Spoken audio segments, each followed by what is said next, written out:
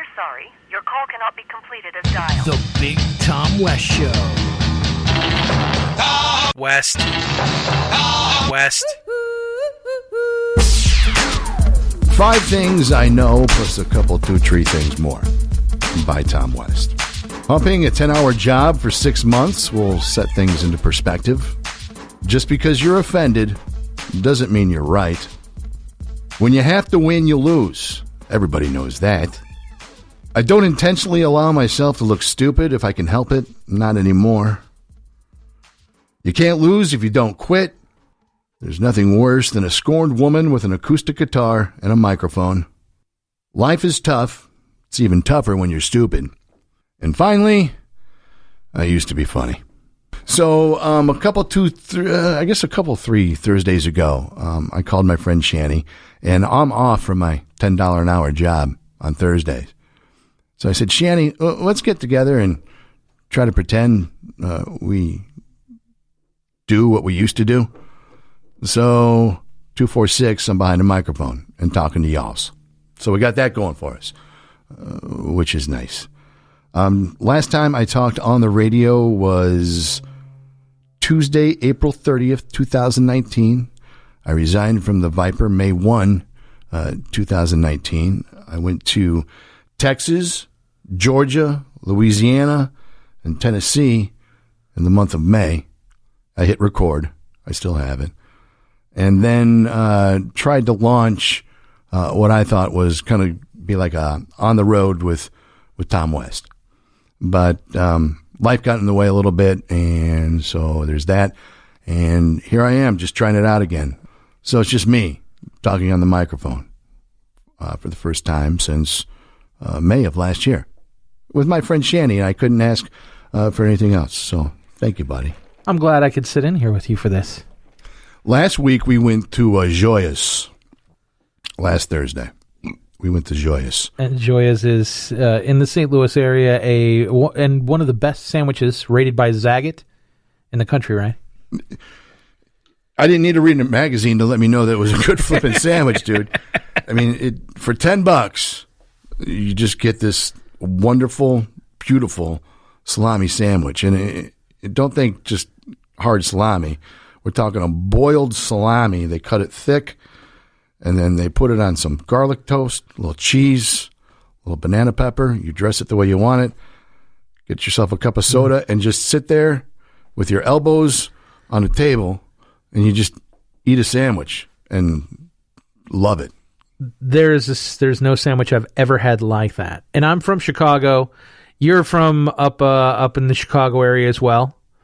And we've had a lot of sandwiches because that's what Chicago is built on sandwiches. It's what you do. Right. You're in a bad mood. What do? Go eat a sandwich. You want a sandwich? You're in a good mood. You're hungry. Hey, let's go get a sandwich. Want to go get a sandwich? Right. And this is honestly one of the best sandwiches I've ever had in my life. Delicious. Fast forward to this Thursday, and we went over just across the way to our friend Tim DiRenzo's joint. That's DiRenzo's in St. Peter's. Had ourselves a Chicago. And on the Chicago sandwich, you get a nice Fazio's fresh bread from the Hill Daily. They pile on some very tender, juicy roast beef.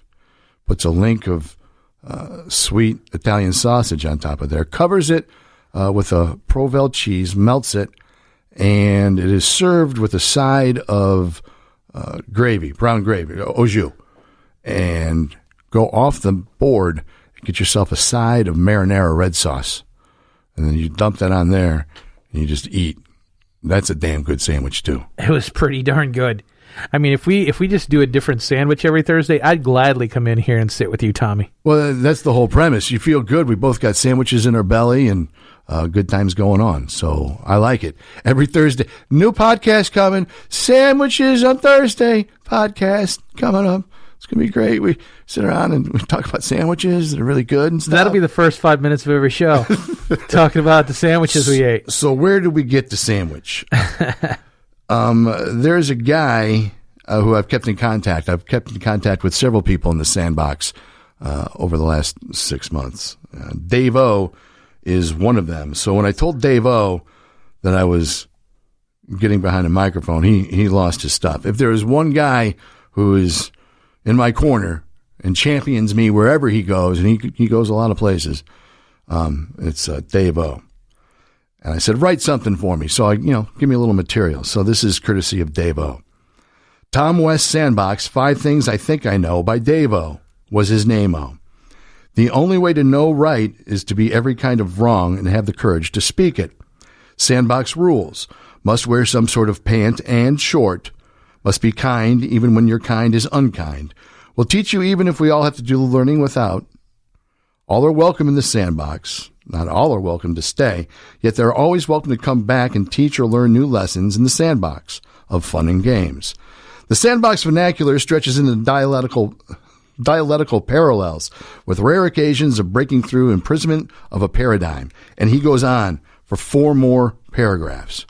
Dave-O, he's got some other people up in his head, and he'll let you know all about it. I mean, because they're there with him all the time, and he just likes to be involved in a person's life who he once listened to in the radio. And it was kind of interesting to get to know him a little better, because it used to be, Dave, hey, I'm just playing songs over here, Dave, but we've gotten to know each other even better over the last 6 months. So that's for you, Dave. Oh, and I said I'm going to send him whatever this is. I don't even know what this is going to turn out to be.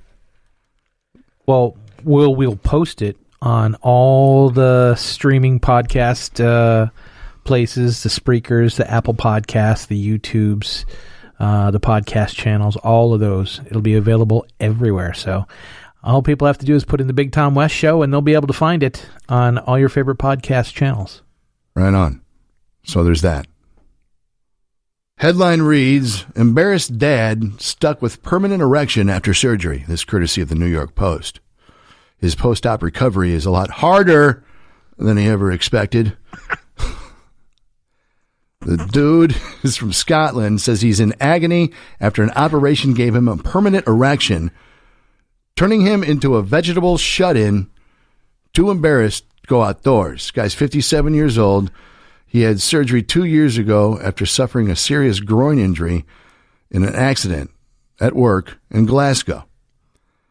Left him unable to get erect, with follow-up surgery to put metal rods in his manhood, leaving him with a stiffer problem. Great! The quote is, I've now got a permanent erection and I'm in agony. Look at it! Somebody get over here and sit on it, will ya?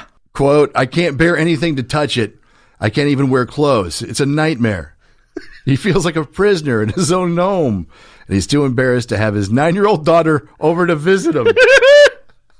He's standing there with his old John Thomas. Come here, girl. Another quote, I was told it would be sore for about 6 to 8 weeks after, but I never expected anything like this.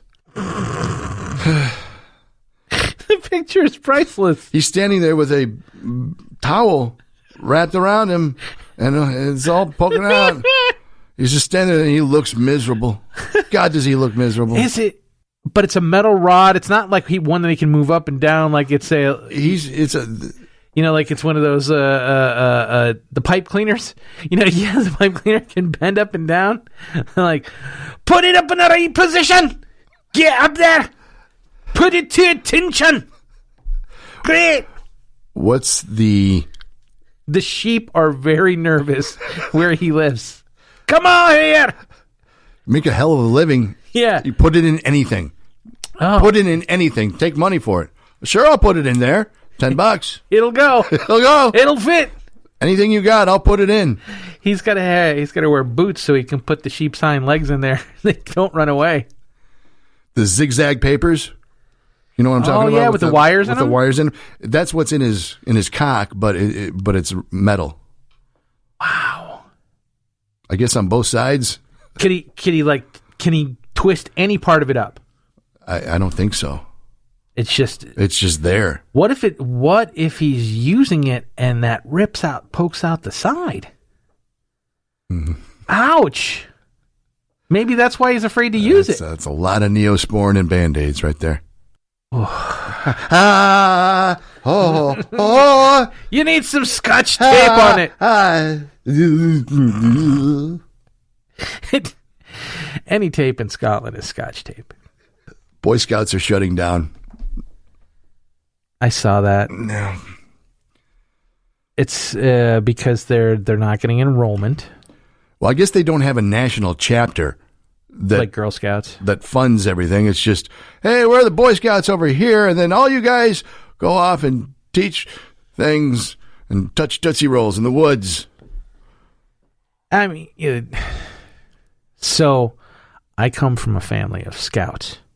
I have. You were an Eagle Scout? I was not, but one of my brothers was an Eagle Scout. And I've known a few over the years, and for those Eagle Scouts who were Eagle Scouts, they take that it's like a way It's like a Presidential Medal of Honor. It's a way of life. Yeah. But here's the other stereotype. I have a brother who is a Boy Scout leader and also homosexual.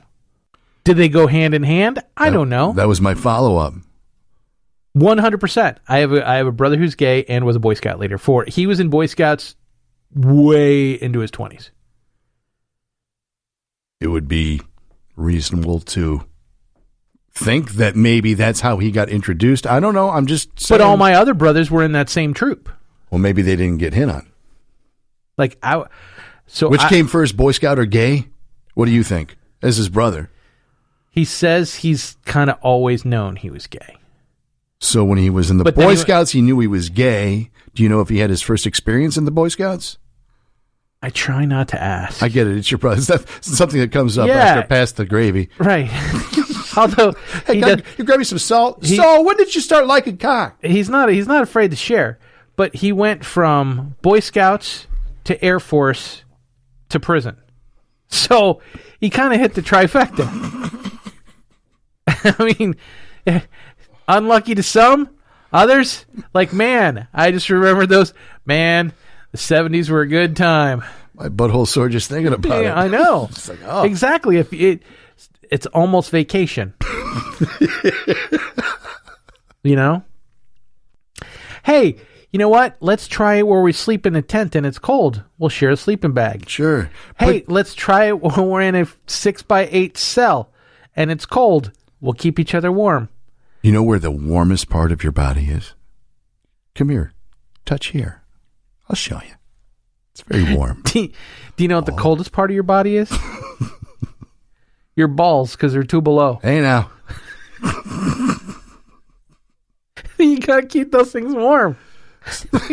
Rub your hands Miyagi style. Come warm these things up, man. So you rub your hands up, and let's just say that something slipped in between those hands, and I just so happen to have a tube of Crisco oil over it. Oh, no. What's happening there? You're rolling dough. You get some honey buns from the commissary. I'll tell you what. Yeah. And I got roped into buying a box of Girl Scout cookies over the Girl Scout season. Gal I work with came up and she said, you want to buy some Girl Scout cookies, Tom? No. I really don't. I've had them before. You going to do me like that? Said, really? We're going to go through this exercise? You're going to guilt me into a box of Girl Scout cookies?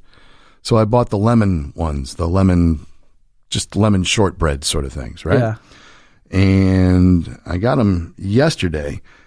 And on each cookie, there is an inspirational message. So this is the first cookie I take out of the package right there. It says, I am a leader. It's a very fine lemon shortbread cookie. Very delicious. It's almost like one of those candy hearts with the sayings on them. But these are inspirationals. Mm-hmm. Okay. And this is the second cookie I pulled from the package. It says, I am a risk taker. Oh, that's... Now, in the Girl Scouts, it's a well-run organization, obviously, and they sell their Girl Scout cookies, and these messages are turning young ladies into young women to go lead great lives and do what they were supposed to do as a woman. Now, my mind went to the Boy Scouts are trying to save their organization, so they steal from the Girl Scouts and start trying to sell cookies, right? And they just put Boy Scouts over the Girl Scout thing, over the Girl Scout logo.